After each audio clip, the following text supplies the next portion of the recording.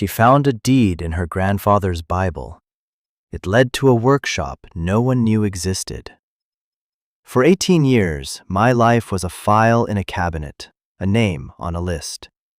And on the day that was supposed to mean freedom, all I felt was the sterile hum of the fluorescent lights above me. If you've ever felt like your own story was being written by someone else, you know what I'm talking about. Hit that subscribe button if you believe in taking the pen back, because this is about the day I started writing my own. The social worker, Mr. Henderson, slid a cardboard box across the metal desk. It wasn't big. It was the size of a shoebox sealed with yellowing tape. "This is it, Elara," he said, his voice warm smooth by years of saying the same thing to kids like me. "Everything we have from your grandfather's effects. Everything. A life condensed into a dusty rectangle. 18 years. The day I aged out of the system. It wasn't a celebration with cake and balloons. It was a checkout time. Here's your box. Here's a check for $200. Here's the address for a transitional housing unit that smells like bleach and regret. Good luck. Don't come back." The box sat on my lap during the bus ride across town, a dead weight. I didn't want to open it. For 10 years, since they took me from his quiet, sawdust-smelling house after he died, my grandfather had become a ghost. A story, I told myself. A story of abandonment. He was the man who was supposed to be my rock, and he'd crumbled, leaving me to the tide of state care, group homes, and counselors who looked at me with clinical pity. Opening that box felt like it would make the ghost real, and I wasn't sure I could handle that. The room they gave me was a cube. Beige walls, a single bed with a thin mattress, a window that looked out onto a brick wall. It was a place to exist, not to live. For 2 days, the box sat on the floor, accusing me. I circled it like it was a bomb. I got a job washing dishes at a diner down the street. I came home with hands that smelled of grease and sanitizer, and the box was still there. On the 3rd night, I couldn't stand it anymore. The silence in the room was louder than the city outside. I sat on the floor, pulled the box into my lap, and slit the tape with my thumbnail. The air that puffed out smelled like old paper and cedar. It smelled like him. Inside there wasn't much. A handful of faded photographs. A younger version of him with a woman I knew was my grandmother, her smile gentle. A photo of him holding me as a baby, his hands, calloused and huge, cradling me like I was made of glass. There was a small, tarnished silver locket, empty inside, and at the bottom, his Bible. It was heavy, the leather cover worn soft at the edges, the pages gilded in gold that had long since flaked away. His name, Arthur Vance, was embossed in faint letters on the front. I ran my fingers over them. It felt like touching a gravestone. I didn't open it right away. I just held it. The weight of it was the only real thing in that empty room. It was the last piece of him, the man who taught me how to name the trees and how to listen to the sound of the rain. The man who, in the end, had left me. That was the story, anyway. The one the system gave me. The one I had polished with my own anger and grief until it shone like a bitter truth. I was tired. So tired. I almost put it all back in the box, ready to shove it under the bed and let the ghost sleep. But my fingers found a slight bulge in the pages, a thickness that didn't feel right. I let the book fall open in my hands. It opened to the book of Job, the story of a man who lost everything. Tucked between the thin, crinkling pages was a folded document, yellowed and brittle at the creases. My hands trembled as I carefully unfolded it. It was a quitclaim deed. Legal language swam before my eyes, but 2 things were clear: my grandfather's name, Arthur Vance, and an address. Lot 7, Ridge Road, Havenwood. I had never heard of Havenwood. It wasn't where we lived. It wasn't anywhere I knew. The date on the deed was from just a few months before he passed away. A final transaction, a secret he'd taken with him. The box was supposed to be a period at the end of a sentence. Instead, it was a question mark, a tiny, fragile map to a place I never knew existed. And in that beige room, with nothing to my name but $200 and a future that felt like a blank wall, a question mark was better than a period. It was a direction. It might lead to nothing.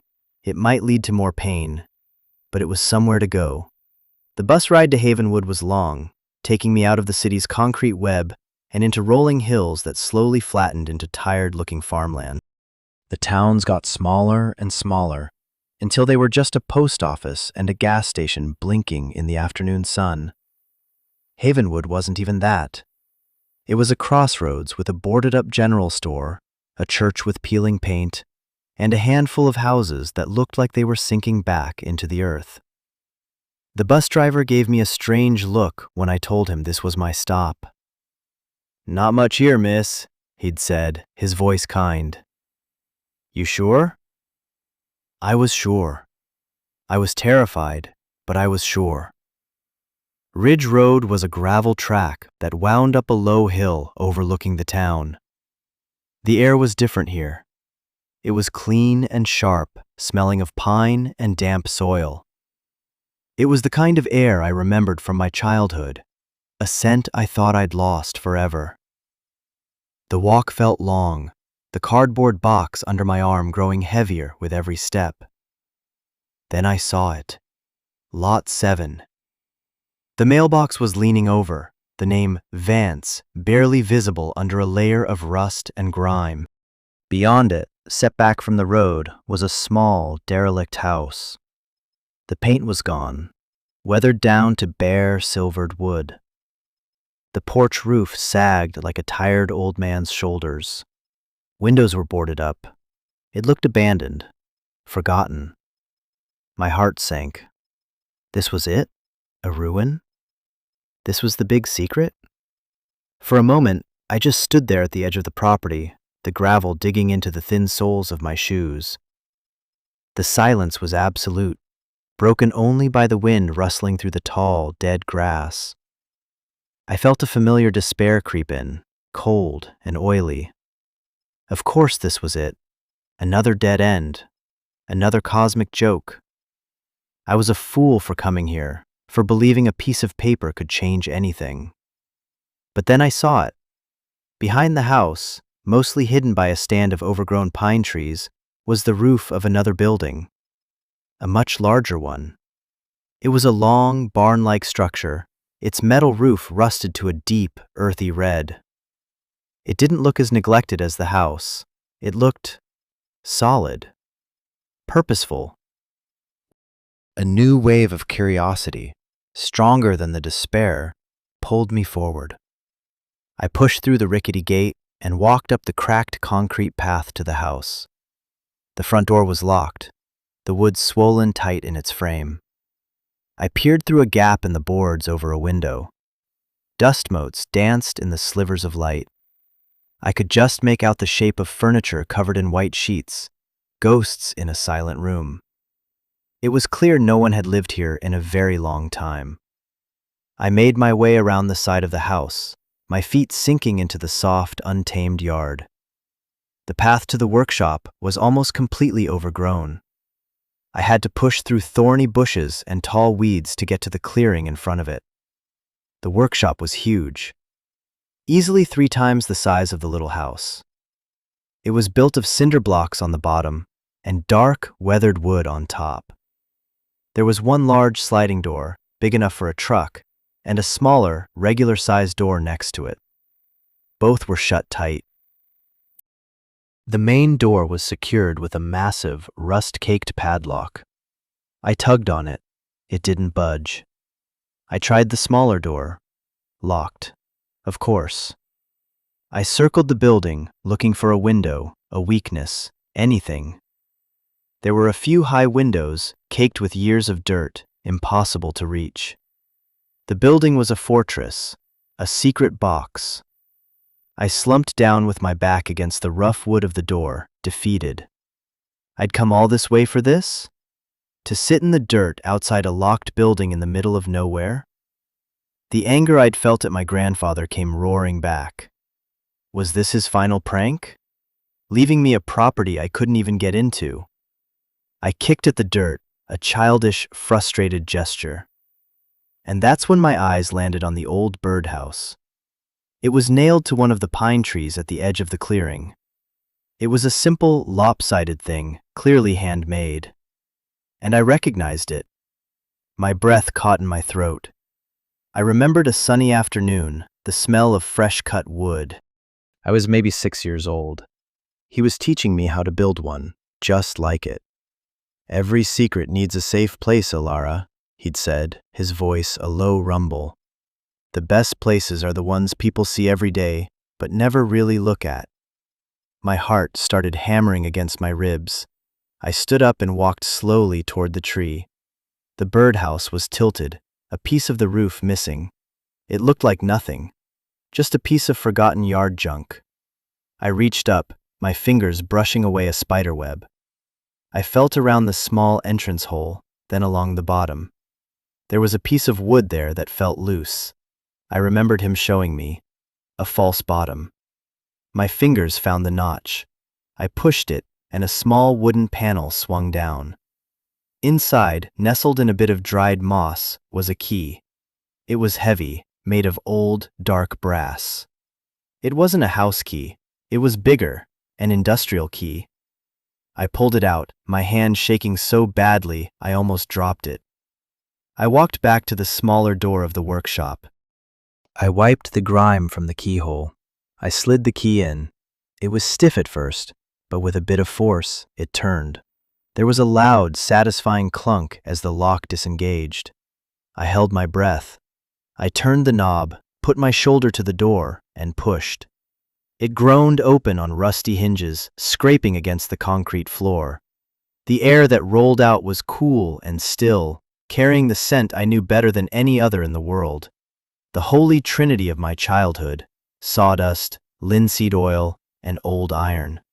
I stepped across the threshold, and the door swung shut behind me, plunging me into near darkness. For a moment, I was blind, my heart pounding in the sudden quiet.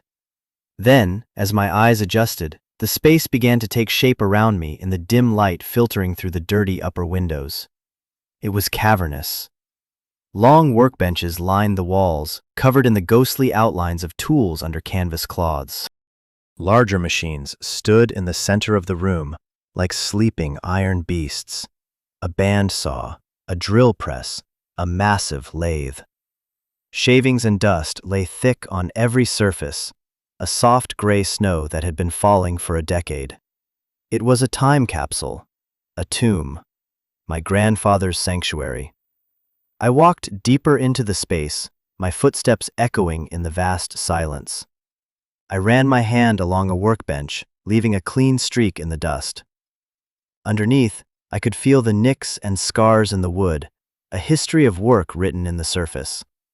I pulled a cloth off a set of tools. Chisels. Dozens of them, their wooden handles worn smooth by his hands, their steel edges still gleaming faintly. I picked one up. The weight of it was familiar, comfortable. I could almost feel the phantom pressure of his hand guiding mine.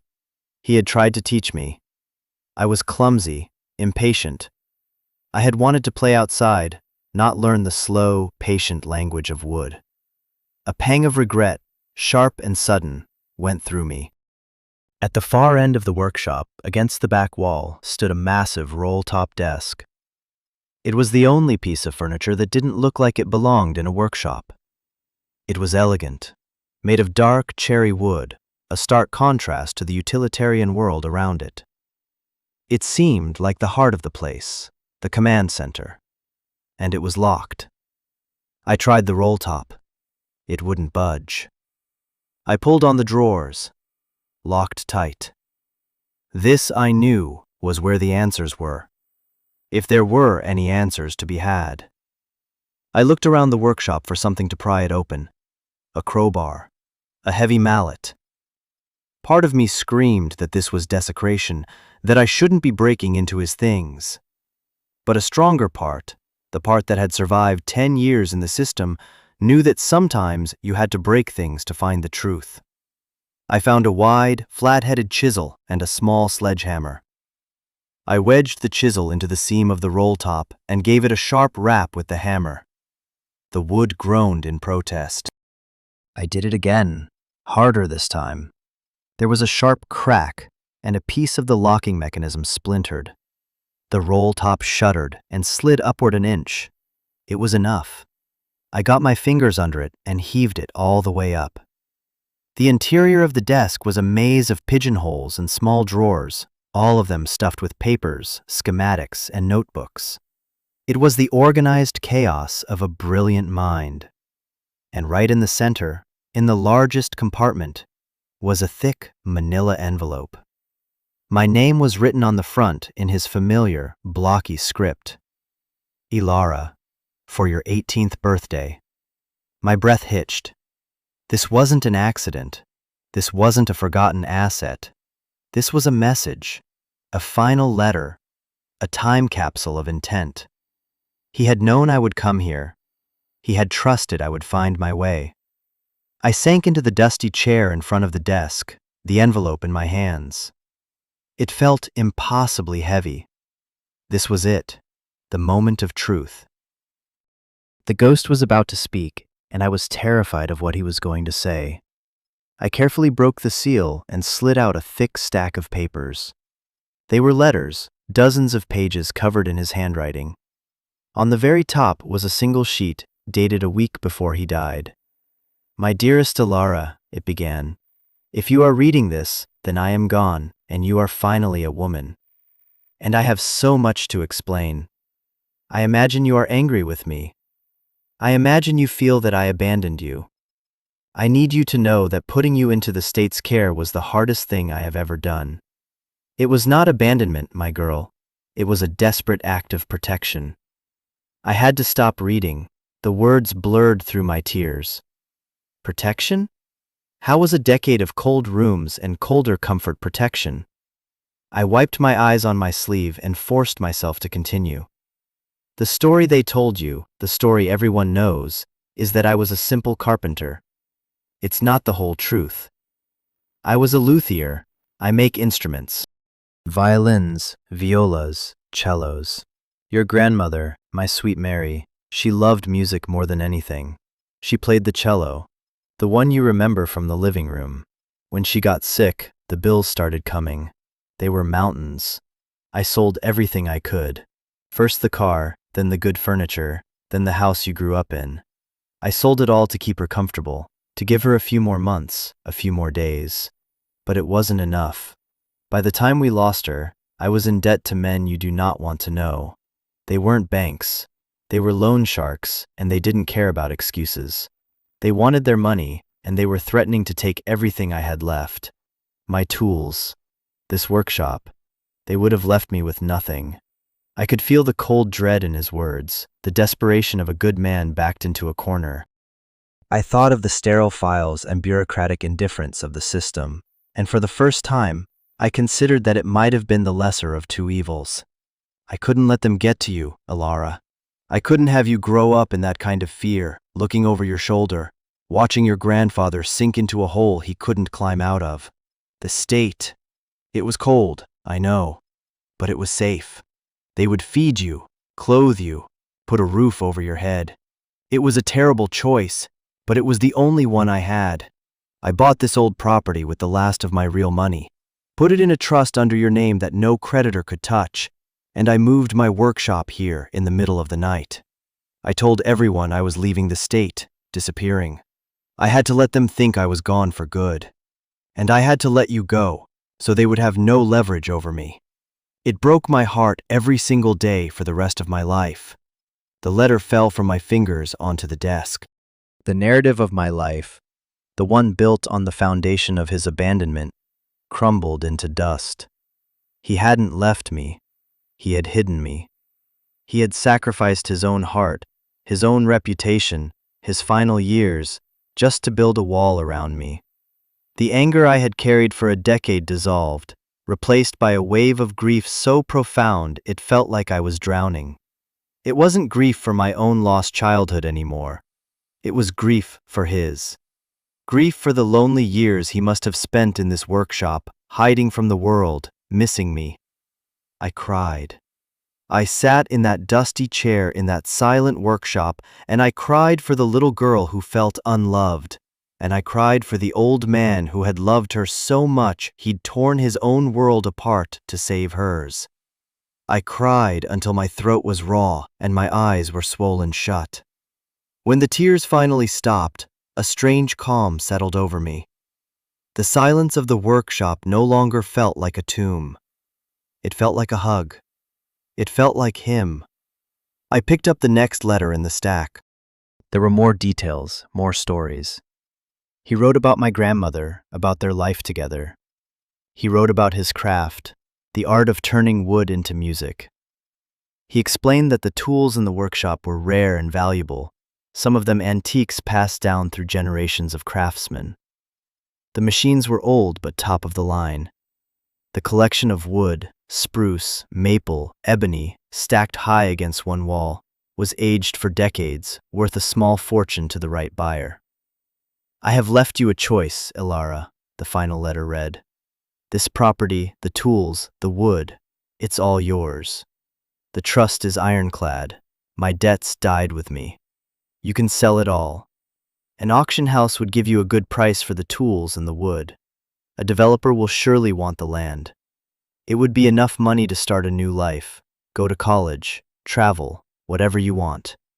There would be no shame in that. It would be a clean break, a fresh start. You deserve that. I could feel the pull of it. The sweet, simple allure of money. An escape.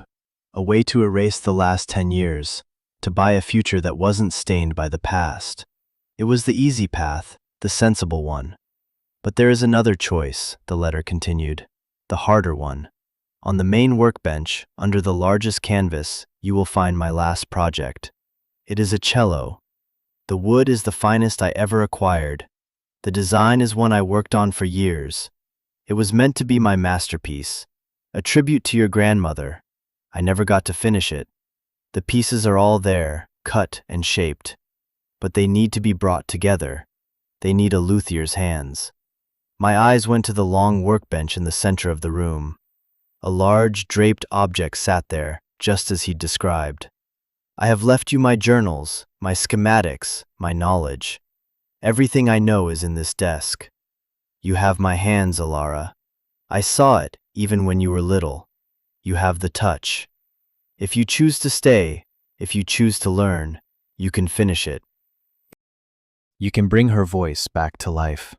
It will not be easy. It will be a long and difficult road. You will not get rich, but you will have a home. You will have a craft. You will have a legacy. The choice is yours. Whatever you decide, know that I have loved you every moment of every day. Your loving grandfather, Arthur. I sat there for what felt like an hour, the letter in my hand, his words echoing in the quiet air.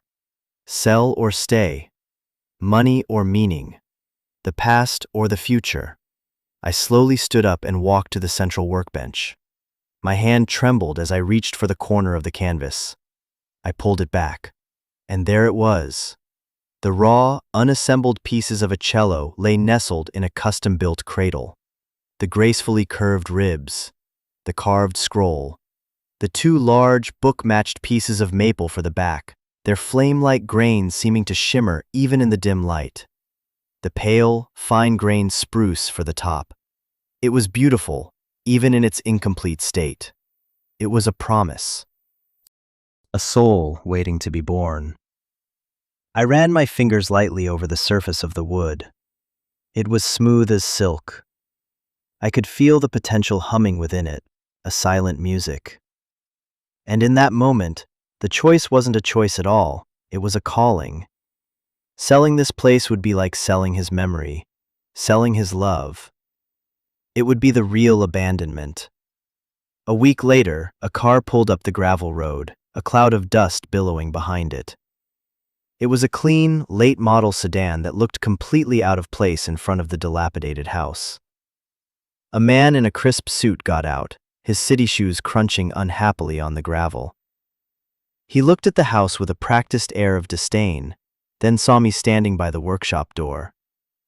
He smoothed his tie and walked over, a synthetic smile plastered on his face. "Ma'am," he said, extending a hand. "Markham, from Ridgeview Development. I've been keeping an eye on this property. Saw someone was finally here. We're acquiring land in this area for a new residential project, and we'd be very interested in making you an offer for this parcel." His eyes scanned the workshop, the land, the crumbling house. He saw blight. He saw an opportunity. He didn't see a home. He didn't see a sanctuary. "I'm not interested in selling," I said. My voice was quiet, but it didn't waver. His smile faltered for a fraction of a second. "Well, perhaps you haven't heard my offer. We're prepared to offer you $50,000, cash, for the lot as is. We handle all the paperwork, all the cleanup. You just sign and walk away with a check." $50,000. It was an astronomical sum. It was more money than I had ever seen in my life. It was college tuition. It was a new car. It was an apartment that didn't smell like bleach. It was the easy way out, gift-wrapped and tied with a bow. I thought of the transitional housing. I thought of my dishwashing job. I thought of the constant, grinding fear of not having enough. And then I thought of the scent of cedar and my grandfather's calloused hands. I thought of the unfinished cello on the workbench, waiting. "Thank you for the offer, Mr. Markham," I said, looking him straight in the eye. "But this place is not for sale." His smile vanished completely. It was replaced by a look of cold annoyance. "Look, kid, let's be realistic. This place is a wreck. The county is going to start coming after you for back taxes, code violations. It's a liability. My offer is generous. It's more than generous. It's your only way out of a bad situation." He was trying to scare me, and a part of me, the part that was still that lost kid in the system, was scared. But there was a new part of me now, a part that had found its foundation. "I'll handle the taxes," I said. "Now, if you'll excuse me, I have work to do. This is private property." He stared at me for a long moment, his jaw tight. He was reassessing. I wasn't the simple, desperate kid he'd expected. "You'll regret this," he said, his voice low. He turned without another word, got back in his shiny car, and sped away, leaving me in a cloud of dust and indignation. As the dust settled, the fear I'd been holding back washed over me. Back taxes? Code violations? He was right. I had no idea what I was doing. I was in way over my head.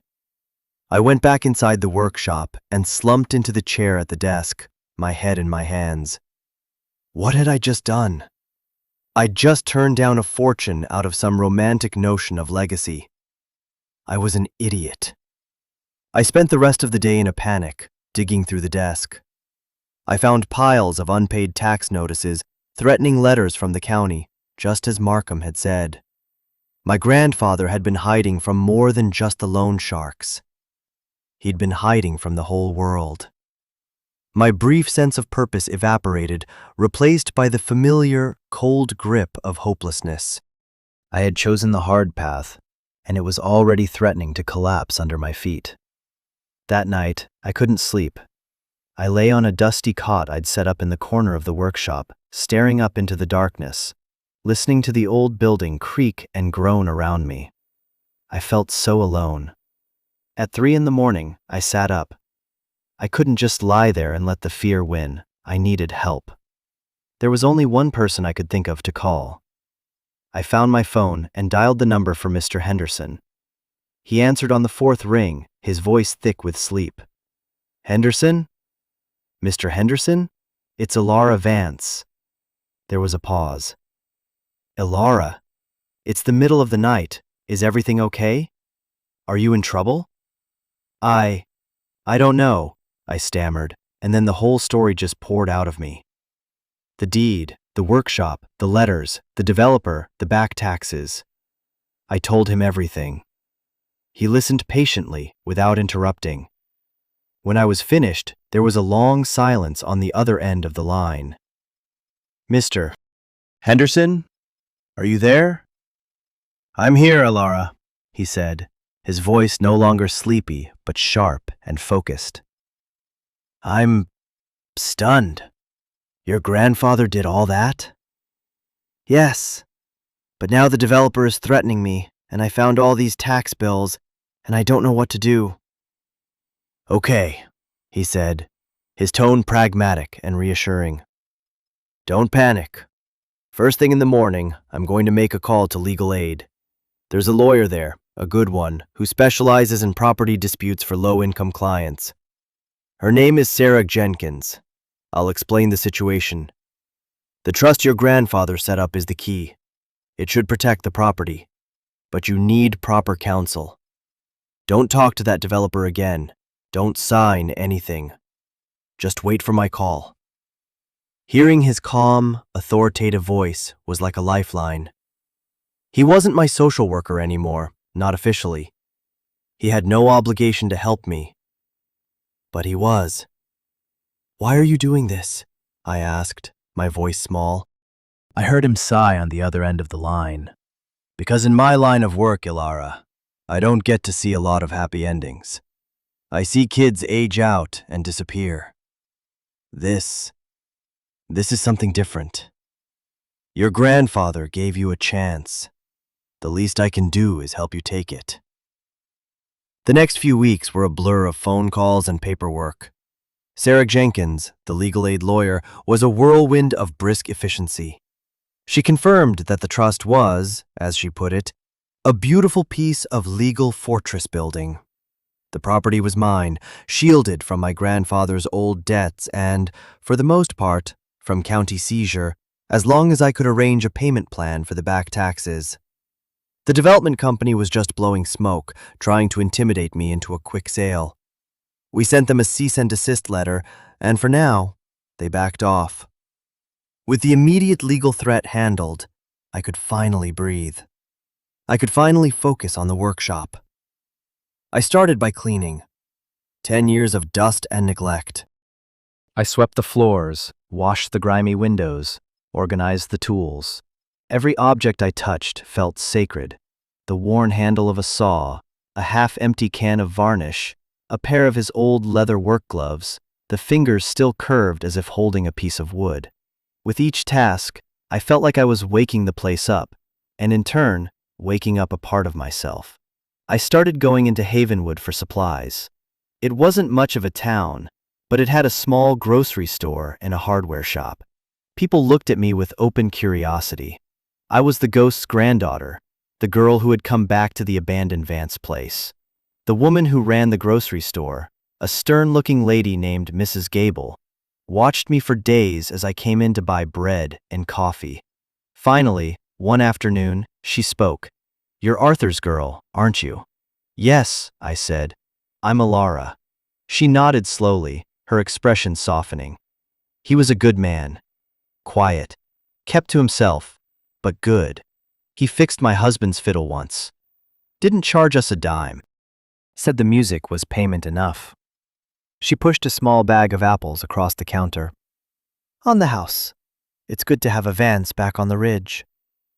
It was a small gesture, but it felt monumental. It was the first thread of connection to this place, to a community I never knew I had. Slowly, I turned my attention to the desk and my grandfather's journals. They weren't just about woodworking. They were filled with his thoughts, his sketches, his memories. I learned about the properties of wood, how spruce was for resonance and maple for strength. I read about the complex mathematics of acoustics, the delicate art of carving and shaping. But I also read about my grandmother's laugh and how he missed it like a phantom limb. I read about me, little stories from my childhood I'd long forgotten. It was like having him back, his voice whispering to me from the pages. Finally, I was ready. I approached the workbench where the cello lay in pieces. I took a deep breath. My hands were clean, My mind was as clear as I could make it. I picked up his primary journal, the one detailing the cello's construction, and opened it to the first page. A cello is not just a box that makes noise, he had written. It is a vessel for a human voice. It must be strong enough to withstand immense pressure, yet delicate enough to sing. It is a contradiction. It is a miracle of engineering and art. To build one, you must be a carpenter, a sculptor, and a musician all at once. But most of all, you must be patient. The months bled into one another. Summer turned to a crisp, golden autumn. The workshop became my entire world. I lived and breathed the scent of wood glue and varnish. My days fell into a rhythm dictated by the work. I would rise with the sun, make a pot of coffee, and study his journals. Then I would work, my hands slowly learning the language of the tools. I made mistakes, so many mistakes. I ruined a piece of practice wood by cutting it a millimeter too short. I spent a week trying to bend the ribs, only to have them crack. There were days of frustration so intense I wanted to scream, to throw the tools against the wall and walk away. On those days, I would stop, close my eyes, and just stand in the quiet of the workshop. I would think of him, of his patience, of his sacrifice, and I would pick up the tool and start again. I wasn't just building a cello, I was rebuilding myself. The scared, angry girl who had arrived in Havenwood was being planed away, one shaving at a time. In her place, someone new was emerging. Someone quieter, more focused. Someone who knew the satisfaction of a perfect joint, the beauty of a clean, curved line. Someone who wasn't afraid of the hard work. I was learning to be patient. I was learning to be strong. One cold winter afternoon, as snow was beginning to fall outside, I was fitting the back plate to the ribs. It was a delicate process, requiring precision and a steady hand. I was so engrossed in the work that I didn't hear the truck pull up outside. The knock on the workshop door made me jump. I wasn't expecting anyone. I opened the door to find a grizzled man in his late 60s, wearing a flannel jacket and a grease-stained cap. It was Mr. Henderson. "Figured you might be getting snowed in," he said, gesturing to a couple of grocery bags in the back of his pickup. "Brought you some supplies, and I wanted to see the place for myself." I was so surprised I could barely speak. I led him inside, into the warmth of the workshop. He stood in the middle of the room, looking around slowly, taking it all in. His eyes lingered on the tools, the stacks of wood, and finally, on the half-finished cello on the workbench. "My God," he breathed. "He really did it. He built a fortress." He walked over to the cello, his expression one of awe. "And you're actually building it." "I'm trying," I said. He looked from the cello to me, and he smiled. It was a real smile, not the tired professional one I was used to. "You're not trying, Alara. You're doing it." We sat and drank coffee while the snow fell thick and fast outside, blanketing the world in white. I told him about the work, the challenges. He told me he was retiring soon. 30 years of it, he said, staring into his cup. "You see so many kids fall through the cracks. You try to catch them, but the system, it's a machine. It's not built for grace. What your grandfather did, it was an act of grace. A crazy, desperate, beautiful one." His visit was a turning point. It reminded me that I wasn't entirely alone. There were people who saw what I was doing, who believed in it. Spring arrived, and with it, a letter from Sarah Jenkins. The development company had officially withdrawn their interest in the surrounding parcels. Their project had fallen through. The immediate threat was gone, a quiet victory. The work on the cello continued. I carved the scroll, a process that took weeks of painstaking work with tiny, sharp knives. I inlaid the purfling, the thin decorative edge that also reinforces the instrument. I joined the top and back to the ribs, finally closing the box and sealing its voice inside, waiting to be released. The final stage was the varnishing. My grandfather's journal was almost poetic on this subject. The varnish wasn't just a protective coating, it was the skin. It had to be flexible, transparent, and beautiful. He had left his own recipe, a complex mixture of oils and resins. The process took over a month, applying dozens of thin layers, letting each one dry, then polishing it gently. As the deep amber color emerged, the cello began to glow with an inner light.